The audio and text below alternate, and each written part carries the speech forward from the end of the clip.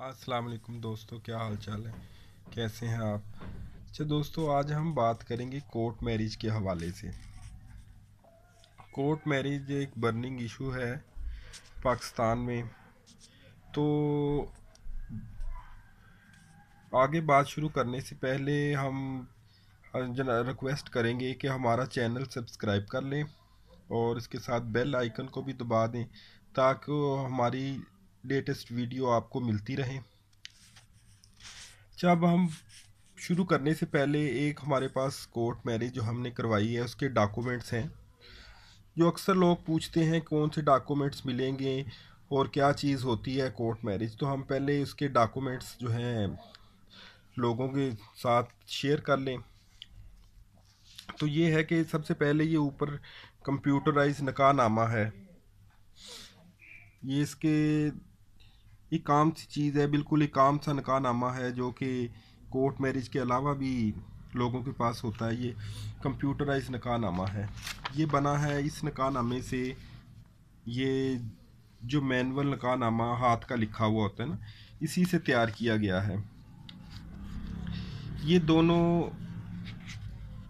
बने हैं एक कोर्ट मैरिज में, जिसमें ज़रूरत होती है कि हाथ के लिखे हुए निकाहनामे के साथ कंप्यूटराइज भी बन जाए, क्योंकि नादरा से वो बनता है, वो भी ज़रूरी होता है। और चूँकि ये क्रिश्चियन जोड़ा था जो कि मुसलमान हुआ, बस अल्लाह ने सआदत दी हमको कि हमने इनको मुसलमान करवाया, तो ये उनका सर्टिफिकेट है मुस्लिम होने के, जो उन्होंने मुसलमान होके दोनों मियाँ बीवी मुसलमान हुए। तो ये भी डॉक्यूमेंट साथ ही हमारे अटैच हैं।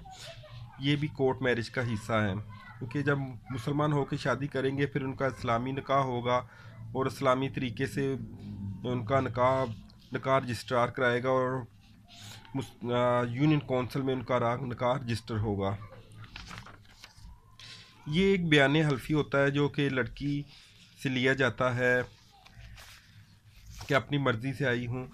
इसके मैं